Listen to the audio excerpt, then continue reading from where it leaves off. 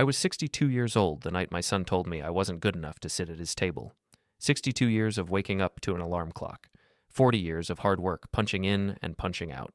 32 years of being a father, of showing up, of doing my best with whatever I had.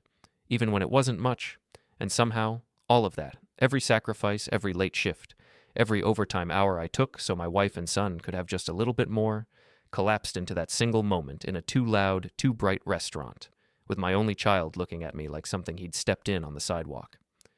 The restaurant felt wrong from the second I walked up to it. Before we get into it, don't forget to like and subscribe, and hit hype to boost this episode. Drop a comment below with your city or country. I'm always curious where viewers are joining from. Out front, the name glowed in minimalist white letters on a matte black sign. No pictures of food, no specials board, just a logo and a host stand and a valet in a crisp jacket opening car doors like he was unveiling works of art. Inside, the place was all exposed brick and metal beams, industrial chic, the kind of decor magazines call effortless, even though you know a designer charged a small fortune for it. Tiny Edison bulbs dangled from long black cords overhead, glowing like trapped fireflies, throwing soft amber light onto distressed wooden tables and leather chairs that probably cost more than my first car. Every plate that passed by looked like a painting instead of a meal, drizzles and foams and little towers of things stacked on top of other things. It was the kind of place where a salad costs $18 and every ingredient comes with a backstory. Organic greens from a farm with a poetic name, cheese aged in some medieval cave, olive oil from a village nobody's ever heard of but everyone pretends they have. The menu was printed on thick, recycled paper that felt rough under my fingertips. The font annoyingly small, full of phrases like deconstructed and foraged and locally sourced. Deconstructed carbonara. Artisanal root vegetable medley. Pan-seared sea bass with fennel foam. I'd spent my life eating normal food with normal names. Meatloaf, pot roast, chicken and rice, mashed potatoes. Food that filled your stomach, not your Instagram. I didn't belong there, and I knew it before I even crossed the threshold. But my son had chosen this place, and he'd invited me, and fathers show up. That's what we do. 3 days earlier, Daniel had called. "Dad, we're having a family dinner Saturday night. You should come?" he'd said, his voice carrying that particular brightness that always made the hairs on the back of my neck stand up. I'd learned that tone over the years. It was the I need something tone. Not the tone from when he was 5 and needed help tying his shoes, or 13 and needed help with algebra, but the tone of the grown man. The one he used when he needed a cosigner, or a short-term loan, or a signature on some paperwork he hadn't fully read. But this time, there'd been something a little different underneath it. A rehearsed enthusiasm, like he'd practiced the invitation in his head in the mirror. "Family dinner," he said. "Everyone will be there. Rebecca's parents, some friends, a bit of a celebration. You'll come, right?" "Of course," I'd said, almost automatically, because that's what fathers say. We show up. We show up to Little League games and parent-teacher conferences, to school concerts where the kids sound like dying cats, to graduations where we sit in the heat for 3 hours for a 3-second glimpse of our kid walking across a stage. We show up to weddings, even when we're not sure the marriage will last. We show up to hospital rooms with flowers and bad coffee. We show up even when we're tired, even when we're broke, even when nobody seems to notice or care. It's an unwritten contract, one I agreed to the night a nurse put a squirming, red-faced, screaming baby boy into my arms and said, "Here's your son." I'd been 29 then. My hair still mostly dark, my back still strong, my hands calloused from years of labor, but I remember how careful I was when they placed him in my arms, as if he were made of glass instead of flesh and bone. Margaret lay in the hospital bed, pale and exhausted, and more beautiful than I'd ever seen her. Her hair stuck to her forehead, her eyes half closed but full of light. "Daniel James," she'd whispered, fingertips grazing his cheek. "After your father and Grandpa James." A good, solid name. For a boy who, we hoped, would grow into a good, solid man. I carried that hope for 32 years. For the 3 days between Daniel's phone call and the dinner, I prepared in the only way I knew how, methodically, carefully, the way I'd prepared project reports and zoning proposals at my job for decades. I took my gray suit to the dry cleaner. The same suit I'd bought 4 years earlier for Daniel's wedding, $400. At the time, that had felt like a reckless extravagance. I'd stood in the store holding the hanger, arguing with myself about it. I could have bought a cheaper one, God knows there were cheaper ones, but I'd wanted to look right in the pictures. Margaret would have wanted that too. She'd always worried I sold myself short. "You deserve to look nice," she'd tell me. "You're a good man." Sometimes I believed her. The dry cleaner, Mrs. Kim, glanced up from the counter as I walked in, the suit hanging over my arm. "Ah, Mr. Patterson," she said, smiling. "You take such good care of this one." "Try to," I said, smoothing a wrinkle near the shoulder. "Need it freshened up by Saturday." "Special occasion?" she asked, already clipping a paper tag to the sleeve. "Family dinner with my son," I said. "He's hosting." "Very nice," she said, her smile widening. "He is lucky to have a father who cares so much." I'd smiled back, a little awkwardly. Compliments always sat strangely on my shoulders. "If only he agreed with you," I'd joked lightly. She'd laughed, and I'd left, not knowing how that line would echo in my head later. I bought a new tie on the way home. Navy blue, subtle silver stripes. Not too bold, not too dull. I'd learned over the years that blending in was safest around Daniel's crowd. Don't wear anything too cheap, they'll notice. Don't wear anything too expensive, they'll notice that too. Aim for neutral, aim for invisible, laugh at the right times. Don't talk too much about city planning or sewer systems or public meetings because that's boring municipal stuff. Don't ask too many questions about strategy decks and brand narratives because you'll look out of touch. Just smile, nod, and keep your head down. Saturday evening, I dressed slowly, carefully. White shirt ironed and buttoned, suit jacket brushed, tie looped and tightened. I checked my reflection in the bathroom mirror, smoothing my thinning hair, making sure my collar lay flat. The skin on my neck sagged more than it used to. There were more lines around my eyes. Margaret used to press her thumb into the crease between my eyebrows and say, "You worry too much, David." She wasn't there to say it anymore. I arrived at the restaurant at 7:15, 15 minutes early. Not a coincidence. My father had drilled punctuality into me like a commandment carved in stone. "On time is late," he'd say, lacing up his heavy work boots at 5:30 in the morning, his lunch pail on the table, the newspaper folded next to his coffee mug. "You show up early, it's respect made visible."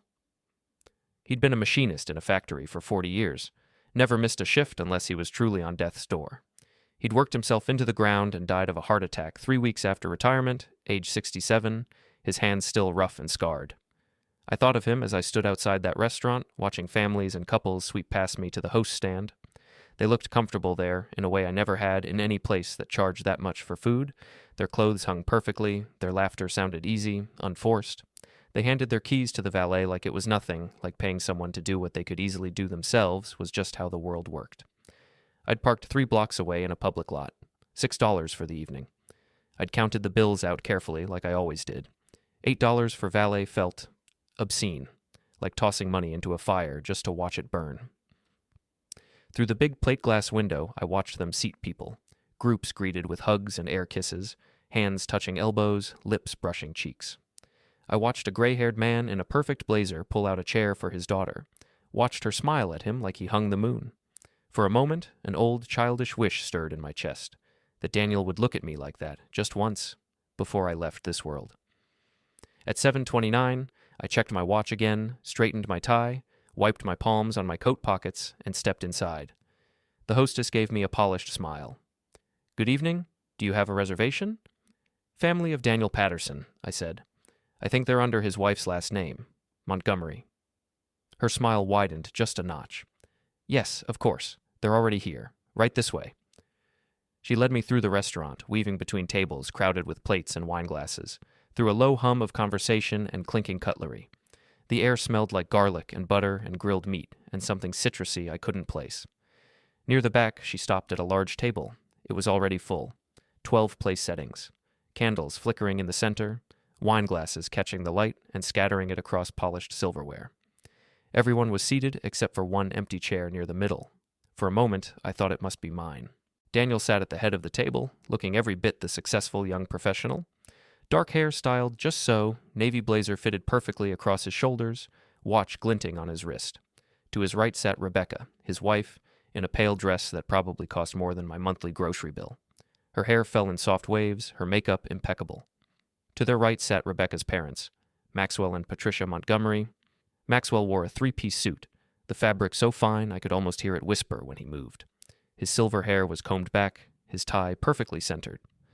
Patricia wore a dress that shimmered subtly when she shifted, her neck, ears, and wrists decorated with jewelry that flashed under the Edison bulbs like tiny small suns every time she lifted her hand.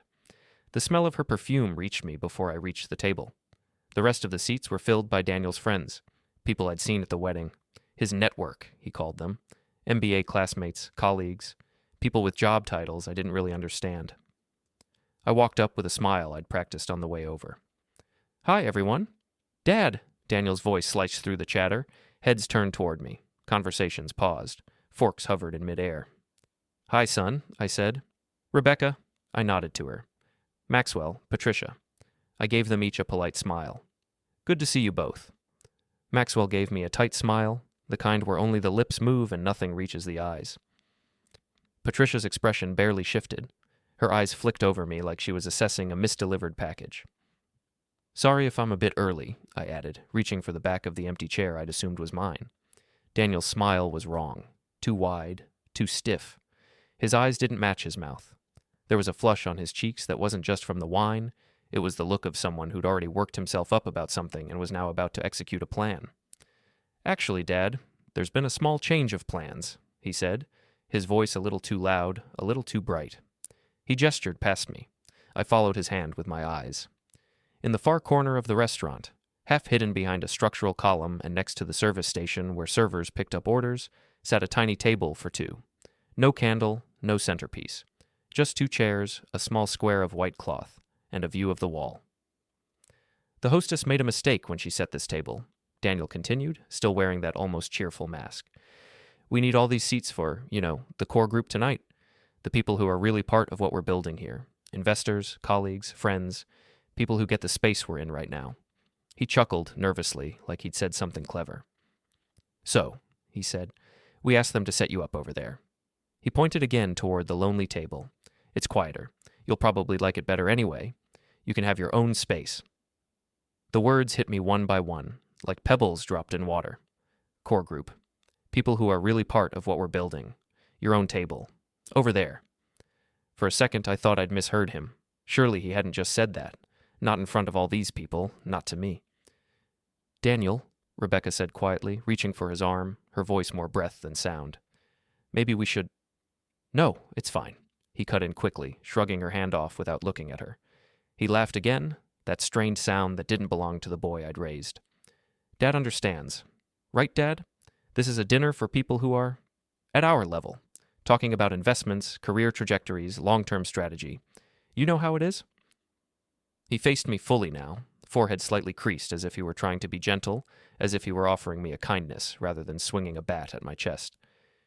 "You wouldn't really fit in with this conversation anyway," he added, almost apologetically. "No offense. Over there, you can relax, have a nice meal, read the paper or whatever. It's better for everyone." There was a flicker of movement at the edge of my vision. I saw one of his friends, Charlotte, I think her name was, duck her head, biting her lip. Someone else shifted uncomfortably. The silence around the table had changed. It had weight now. Maxwell leaned back in his chair, swirling the wine in his glass. A small, smug smile tugged at his mouth, the kind of expression that said he was enjoying this far more than he should. "The boy's got a point, David," he said smoothly. "Sometimes it pays to know your audience." He lifted his glass half an inch in my direction, a gesture that hovered somewhere between a toast and a dismissal. Across from him, Patricia lightly touched the string of pearls at her throat, her reflex gesture when she was pleased with herself or faintly disturbed. "Besides," she added, her voice soft and honeyed, "these places can be very overwhelming at your age. All this noise, all this excitement. A quiet table might be more suitable." At my age. 62 suddenly sounded like 90 in her mouth. Someone at the far end of the table laughed. A short, nervous burst. It died as quickly as it started when they realized no one else was joining in, but it was enough. Enough to turn the knife. I stood there, one hand resting on the back of the chair I'd thought was mine, looking at my son.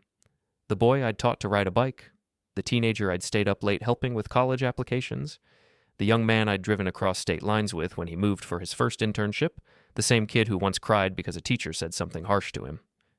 "Daniel," I said quietly, "are you serious?" His face flickered for just a heartbeat. Something in his eyes, guilt maybe or shame, rose up, then was shoved back down. "Dad, don't make this a thing," he said, almost pleading. "Please, just take the other table. We're packed in as it is. We've got limited seats and a lot of people to fit."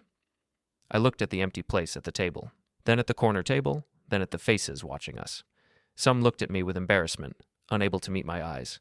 Some just looked curious, like they were watching an awkward moment unfold in a TV drama.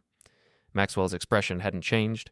He looked like a man watching a chess move he'd predicted 6 turns ago.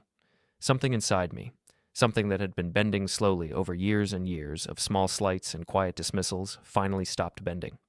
It didn't shatter with rage. It didn't explode. It simply straightened, not anger, clarity. "All right," I said. I let go of the chair. For a moment, relief washed over Daniel's face. His shoulders loosened. He turned back to his friends, already half laughing, saying something I didn't bother to hear. The world around the table resumed, conversations restarting, the noise of the restaurant flowing back into my ears. I walked toward the corner table. The hostess, hovering nearby, stepped in quickly. "Can I bring you a menu, sir?" "No, thank you," I said, my voice calm. Too calm. "I won't be staying." I continued walking, past the sad little table, past the bar, past the neatly stacked menus and the smiling hostess and the valet desk, out the door.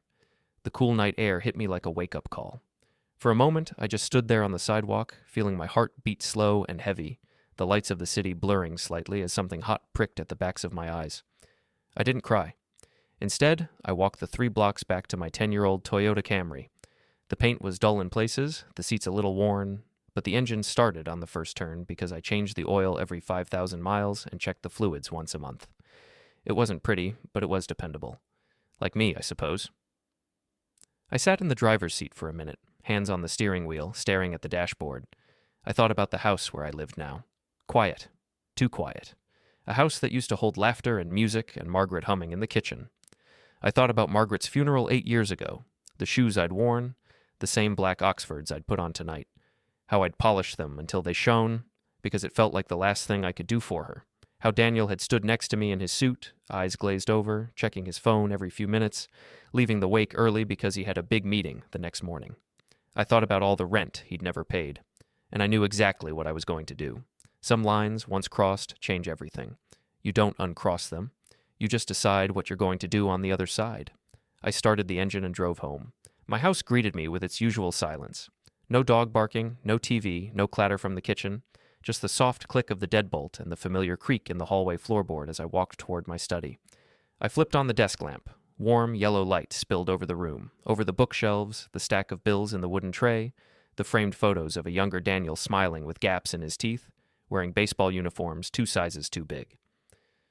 The room smelled faintly of paper, old cardboard, and lemon furniture polish. In one corner, a metal filing cabinet sat like a loyal soldier, drawers labeled in my cramped handwriting. I opened the drawer marked Property. Inside, everything was organized in labeled folders, my own house, some small investments, insurance documents. My fingers paused on a folder labeled 447 Maple Street. I slid it out and laid it on the desk. The house Daniel lived in. The house he liked to post online with captions like "proud homeowner" and "built this life from the ground up" under artfully angled photos of the front porch. The house his colleagues had complimented, and he'd shrugged modestly, saying things like, "Oh, yeah, worked really hard to get here." 15 years earlier, that neighborhood had been on the edge of collapse. Boarded up windows, neglected lawns, for sale signs that gathered dust. I'd saved and scraped and bought that house as an investment, a maybe someday cushion for retirement, a fixer-upper with good bones and a bad roof. On weekends and evenings, after my day job at the city planning office, I'd driven over there with a toolbox and a thermos of coffee.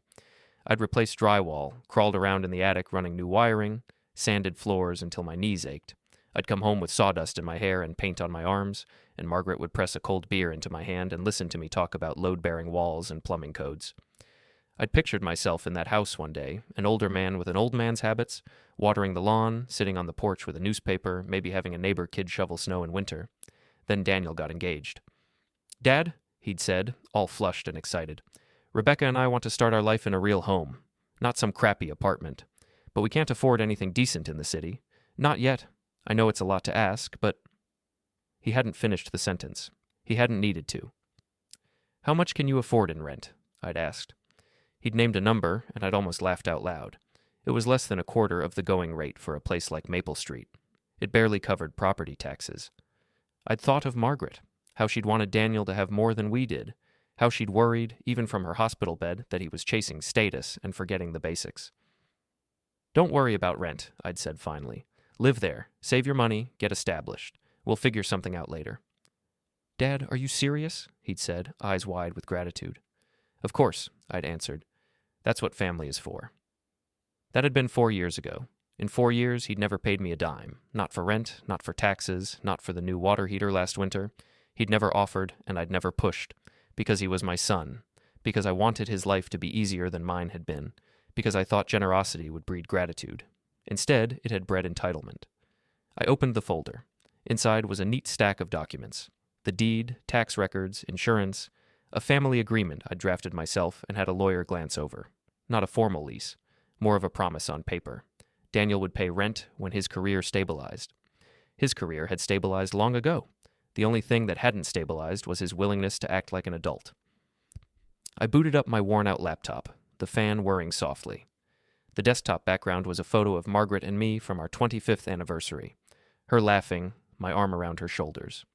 I opened my email and composed a message to my lawyer. Subject, 447. Maple Street. Need to formally terminate occupancy agreement on 447 Maple Street. How quickly can this be done? My lawyer, Karen, was efficient. 6 minutes later, my inbox pinged. Depends on the agreement structure. Send me the document. I scanned the agreement and attached it. 10 minutes after that, another reply. This isn't technically a lease. You can terminate with 30 days written notice. You're on solid legal ground. Do you want me to draft the notice? Yes, I typed. Tonight. Will do. Expect it within the hour. I leaned back in my chair. My heart had steadied. The shaking in my hands had stopped. I felt something I hadn't felt in a long time when it came to Daniel. Control. The framed photos on the bookshelf caught my eye. Daniel at 6, grinning with a missing front tooth, holding a baseball bat upside down. Daniel at 18, in a cap and gown, my hand on his shoulder. Daniel at 24, in a suit, standing next to Margaret's casket, his face tight and closed. I remembered how Margaret had looked in those last weeks, frail but fierce. Don't let him manipulate you with guilt when I'm gone, she'd told me once, squeezing my hand. You've given him everything. Don't let him forget it. I'd promised I wouldn't. At 9:37, Karen's email came through. Attached, a clean, professional notice of termination. No emotion, just facts. I opened a new email and addressed it to Daniel. To Daniel Patterson, CC, Rebecca Montgomery. Subject, 447. Maple Street, I typed. Daniel, effective immediately, your rent-free occupancy of 447 Maple Street is terminated. You have 30 days to vacate. As of today, you are responsible for all utilities and property-related costs. If you wish to purchase the property, current market value is $485,000. Otherwise, the house will be listed with a realtor on day 31. Dad. My finger hovered over the mouse for 10 seconds. Maybe less, maybe more. Time felt strange. Then I clicked send. I shut the laptop gently, turned off the light, walked to my bedroom, turned my phone off and plugged it into the charger. I lay down in the dark, expecting my mind to spin and rage and replay the scene at the restaurant on a loop. Instead, I fell asleep faster than I had in months. The next morning, I woke at 6:30, as usual. I made coffee, oatmeal with blueberries. The rituals of my days, steady and familiar, wrapped around me like an old sweater. At 9 o'clock, I turned my phone back on. It vibrated so long I thought it might fall off the table. 43 missed calls, 17 voicemails, 31 text messages. I poured another cup of coffee, sat down, pressed play on the first voicemail. Dad, what the hell? Call me back immediately. This is insane, came Daniel's voice, sharp and furious, time-stamped 9:52 p.m. the previous night. Second voicemail, 10:07 p.m. Dad, you can't do this. We have a baby on the way. Rebecca's pregnant. You can't kick out your pregnant daughter-in-law. Call me back. I froze. So that's how I found out I was going to be a grandfather. Through an angry voicemail. A baby on the way, and not a word at dinner, not a call, not a visit beforehand. Just a weaponized fact in an argument. Third voicemail, 10:31 p.m. More anger than fear. This isn't legal. You can't just evict someone with 30 days' notice. We have rights. I'm calling a lawyer. Fourth, from Rebecca at 11:15. David, please, can we talk about this? Daniel is upset, but he feels terrible about tonight. We made a mistake. Please call us back. We can find a compromise. Fifth, 11:53 p.m. Daniel again, his tone different now. Less certainty, more tremor.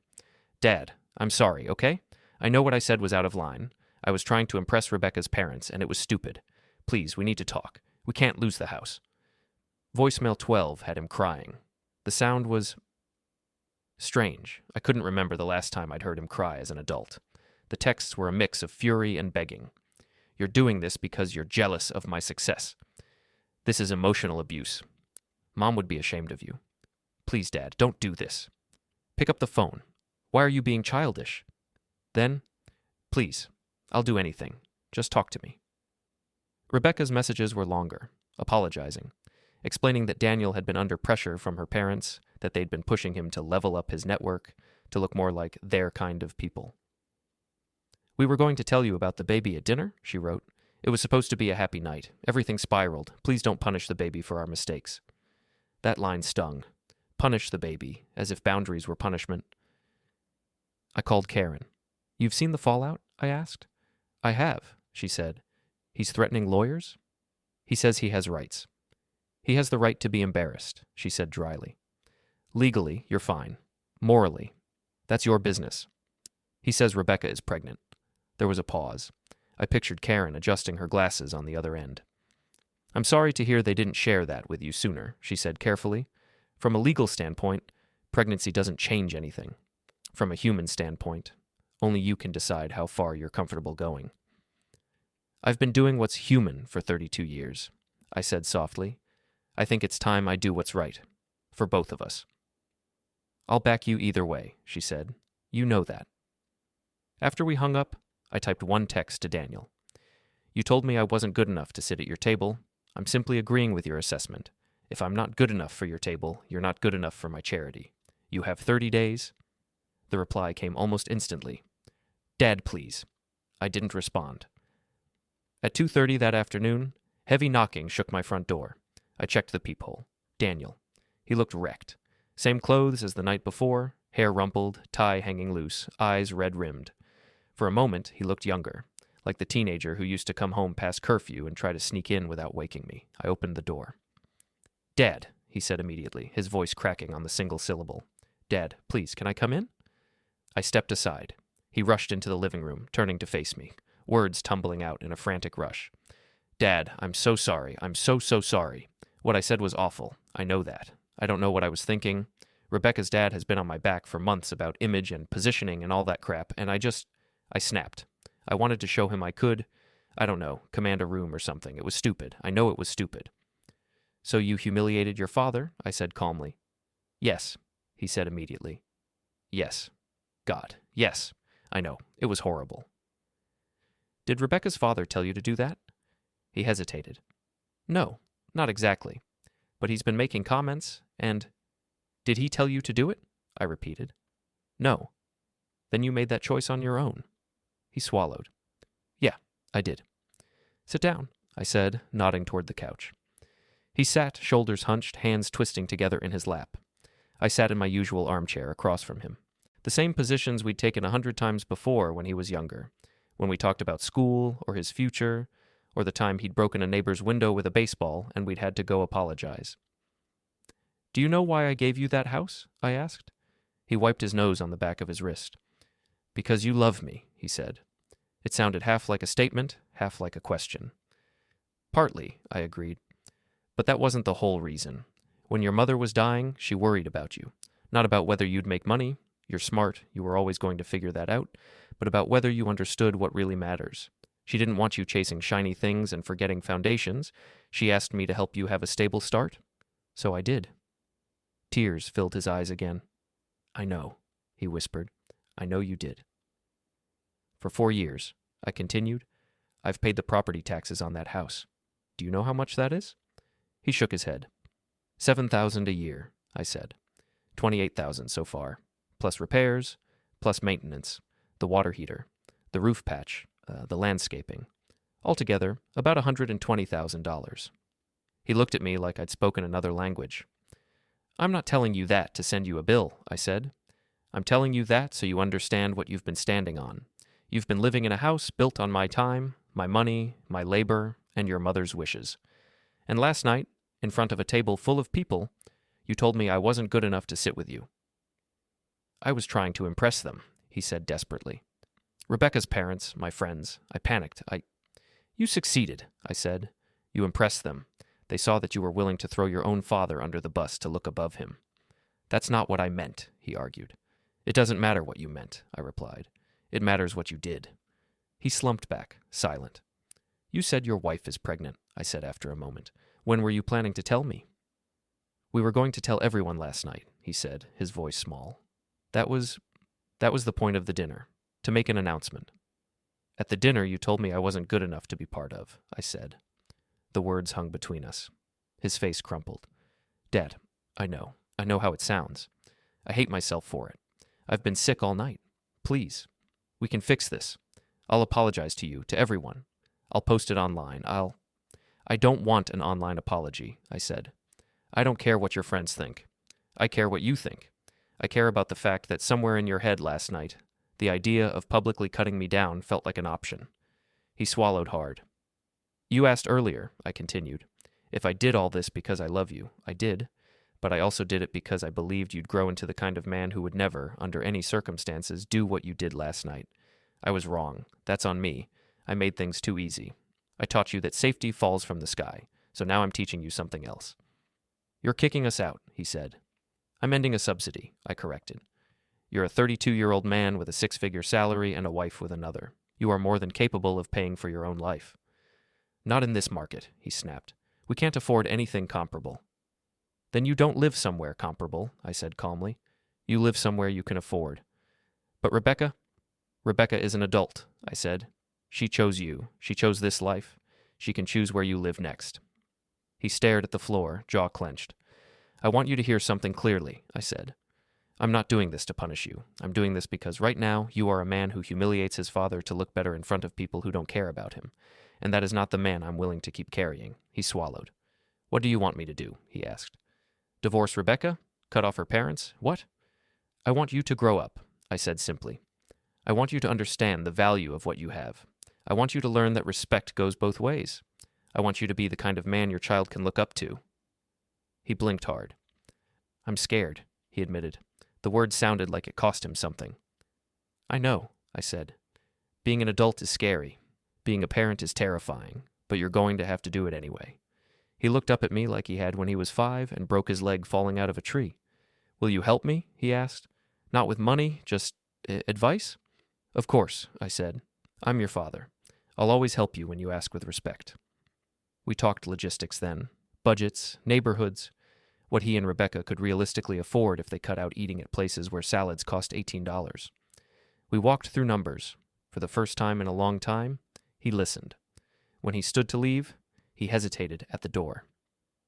Are we okay? He asked. Not yet, I said honestly, but we're not done. That's something. The next 30 days were awkward. Daniel called me more in that month than he had in the previous year, always with questions. Is this a good rental price? What do you think of this area? Should we buy used furniture or new? I answered. I advised. I didn't rescue. Rebecca called once, her voice shaking. She apologized again for the dinner, blamed her parents' obsession with appearances, admitted she'd been ashamed afterwards but hadn't known how to stand up to Daniel. You do now, I said gently. You two are about to be parents. You need to be a unit, not an extension of your parents or mine. We will be, she said. We're trying. 10 days before the deadline, Daniel called. We found a place, he said. 2-bedroom apartment in Riverside.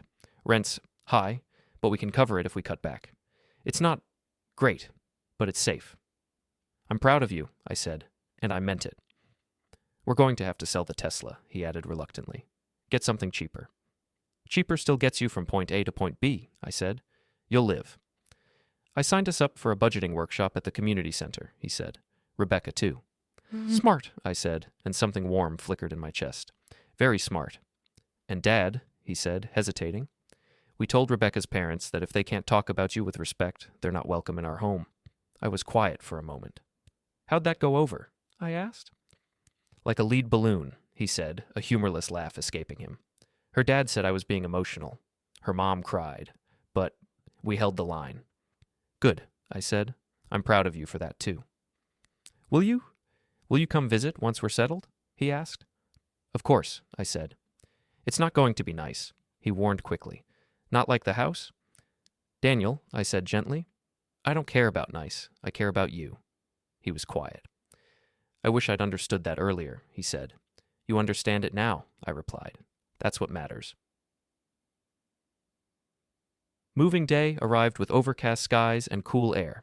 I got there early, like always. My brother showed up with coffee and donuts. One of Daniel's college friends came with a pickup truck. We loaded the U-Haul with their furniture, boxes, clothes, baby things. Rebecca's friends had already started gifting. A surprising amount of the furniture stayed. That's mine, I'd say quietly when Daniel asked about a bookshelf or a dresser. Bought it before you moved in, it stays with the house. He'd nod, solemn, and we'd load his things instead. The couch they'd bought, the dining table, the bed, the endless decor items Rebecca insisted they needed to make a home. Feel curated. The apartment in Riverside was small. 3rd floor, no elevator. Narrow staircase that made moving the couch a test of physics and patience. The living room was barely big enough for the couch and the TV stand. The kitchen had laminate counters and cabinets that had seen better decades.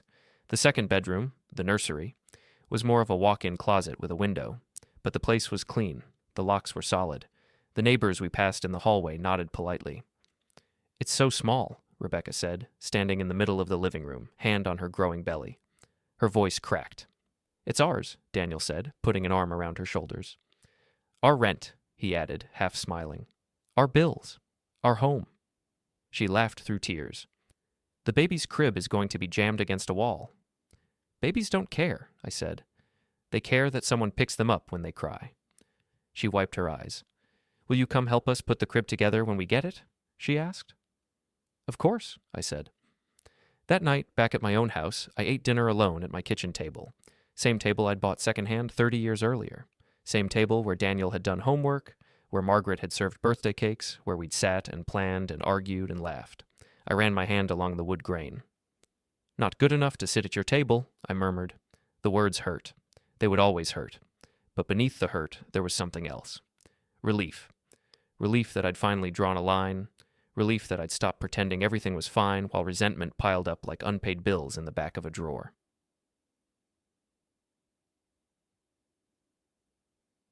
The months that followed were different. Daniel called me every Sunday, sometimes 10 minutes, sometimes an hour. For the first time in a long time, the calls weren't just about problems he wanted me to solve. He told me about his week, about work, about how strange it was to manage a budget instead of assuming there'd always be enough. Do you know how much diapers cost? He said once, sounding personally offended. And formula? And crib mattresses? Welcome to adulthood, I said. It's overpriced. Rebecca texted me ultrasound pictures. It's a girl, one message read, followed by a blurry black and white image that made my eyes sting. We want to name her Margaret, she wrote in another. If that's okay with you? I sat at my table and cried quietly, phone in my hand, the letters blurring. It would make me very proud, I typed back. 5 months after the restaurant, Daniel invited me to dinner at their apartment. Don't expect much, he warned over the phone. Rebecca's experimenting in the kitchen. It might be a disaster. It was, in fact, a disaster. The chicken was overcooked to the point of being nearly inedible. The vegetables were limp, the rice stuck together in clumps. It's perfect, I said, chewing dutifully. Rebecca laughed. You don't have to lie. I'm not lying, I said. You turned ingredients into a meal. That's more important than what it tastes like the first few tries. We sat at their second-hand kitchen table, our knees bumping into the legs because the space was so tight. Daniel talked about a new project at work. Rebecca complained about swollen ankles. I listened. After dinner, Daniel walked me to my car. Dad, he said, shoving his hands into his pockets. I need to tell you something. What's that? I asked. You were right, he said. About everything. About me being weak. About me being dependent. About the Montgomerys. About the house. He took a breath. At the restaurant, I was trying so hard to be someone I'm not. Impressive, self-made, above where I came from. I thought I had to prove something to them. And in doing that, I betrayed the only person who's ever really been in my corner. He swallowed. These last months, paying rent, saying no to things we can't afford, thinking about every dollar, it's been hard. But it's also good. I feel like I'm actually earning my life now, not just standing on your shoulders. You are earning it, I said. And I see it. I'm proud of you. He nodded, blinking fast. If you hadn't kicked us out, I didn't kick you out, I interrupted. I stopped carrying you. Right, he said. If you hadn't done that, though, I'd still be pretending. I'd still be that guy at the restaurant. He looked at me. I don't ever want to be that guy again. Then don't be, I said simply. He laughed softly. Working on it. 7 months after that night, Margaret Rose Patterson was born. 6 pounds, 8 ounces. A tuft of dark hair, eyes scrunched shut, tiny fists balled up like she was ready to take on the world. I held her in the hospital room, her small weight solid in the crook of my arm. Her skin was soft and warm. She smelled like baby shampoo and cotton and newness. "Hi, sweetheart," I whispered. "I'm your grandpa." Daniel stood beside me, looking exhausted and thrilled and terrified all at once. "She's got your nose," he said. "Poor kid," I replied automatically. He laughed, then sobered. "Dad, we want to ask you something," he said. "Well, talk to you about something." Rebecca, pale and tired in the hospital bed, smiled. "It's his idea," she said. "But I agree." I looked at them both. "All right. When we're ready," Daniel said slowly, "we want to buy the house, Maple Street, from you. Not take it, not borrow it, buy it. At market value, with a mortgage. Properly." "Why that house?" I asked quietly. "Because you built it," he said. "With your hands, with your time, with your money. And because it's part of our story now, even the ugly parts. I want Margaret to grow up in that house knowing exactly how it became ours. Not some legend about how we built this life from the ground up, but the truth, that her grandfather built it first, that her dad lost it because he was an idiot, and that we earned it back the right way." I looked down at Margaret's tiny face. "We'll see," I said. "Save your money, pay your bills, prove you can handle it, then we'll talk." "Deal," he said. Time has a way of moving faster when you start measuring it in grandchild milestones instead of calendar pages. Margaret learned to roll over, then crawl, then walk. She started saying Dada, then Mama, then Gampa, which was close enough. Daniel and Rebecca both worked. They budgeted. They said no to vacations to say yes to savings. They drove used cars. They made grocery lists. They argued and then compromised, over money like every normal couple I'd ever known. 2 years after the restaurant, Daniel called. "Dad, we're ready," he said. "We've saved $100,000 for a down payment. We've been pre-approved for a mortgage. The bank says we can swing it. We want to make an offer on Maple Street." "Market value?" I asked automatically. "Market value," he confirmed. "The realtor we talked to said it's worth about $525,000 now." He waited for my reaction. I thought about the number. I thought about the years of work. I thought about my own future, about health, about the realities of aging, about the fact that my retirement account wasn't as big as I'd once hoped it would be. "What if I told you I'd sell it for $485,000, I said. He went silent. "Dad, that's $40,000 less than it's worth," he said finally. "I know," I replied. 2 years ago, that was the going rate. That's enough for me. You've spent 2 years proving you can stand on your own. Consider the discount interest on the loan I never made you take." "I can't let you do that," he said. "It's not fair to you." "Daniel," I said softly, "this isn't about fair in some cosmic sense. This is about what feels right to me. I'm not giving you the house. I'm selling it, and you will be paying a mortgage for a long, long time. But I'm choosing to meet you part way because you finally met me where I always needed you to be, a grown man taking responsibility for his life." He was quiet again. I could hear Margaret babbling in the background. "Okay," he said at last, "if you're sure." "I'm sure," I said, "but I want you to understand this clearly. I'm not doing this because I owe it to you. I'm doing this because you've earned it. There's a difference." "I understand," he said. And this time, I believed him. They closed on the house 3 months later. Paperwork was signed. The deed was transferred. I watched Daniel sign his name over and over again, his hand steady. After the meeting, outside the title office, he hugged me. "Thank you," he said. "Not just for the discount, for everything. For forcing me to grow up." "You did the growing," I said. "Because you stopped carrying me," he replied. The day they moved back into Maple Street as actual owners, not pretend ones, they invited me over. The house looked good, better than when they'd first moved in. Daniel had repainted the porch railings. Rebecca had put flower boxes in the windows. Margaret, now 3, ran around the front yard, chasing bubbles and shrieking with laughter. Inside, the furniture was theirs, the couch they'd scrimped for. The table they'd bought secondhand and refinished themselves. The walls held family photos, Daniel and Rebecca. Margaret in various stages of growth.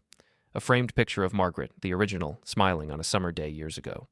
Daniel grilled steaks in the backyard. Rebecca made a salad that didn't taste half bad this time. We sat at the patio table, the three of us, while Margaret toddled around chasing fireflies in the growing dusk. At one point, Daniel raised his glass of iced tea. "A toast," he said. "To Dad, who taught me the hardest lesson I've ever had to learn, that respect isn't owed just because you share blood, it's something you return with actions. Thank you for loving me enough to let me face the consequences of my own behavior, and for being there when I decided to be better." We clinked glasses. Mine shook only a little. As the sky turned from gold to deep blue, I sat back and watched them. My son, his wife, my granddaughter, in a house I'd once imagined for myself, now filled with their voices. Peace settled over me, not the loud, triumphant kind that comes from winning an argument, but the quiet, steady kind that comes from knowing you finally did the right thing, even when it hurt. Driving home that night, the streets familiar in the dark, I thought about that moment in the restaurant, the feel of the rough menu under my fingers, the look in Daniel's eyes, Maxwell's smirk, Patricia's pearls. "You're not good enough to sit with us." He'd been wrong. I was good enough. I'd always been good enough. The truth was, in that moment, he wasn't. Now, after everything, after the fall and the rebuilding and the hard lessons, he finally was. And that, more than any apology, made all the difference.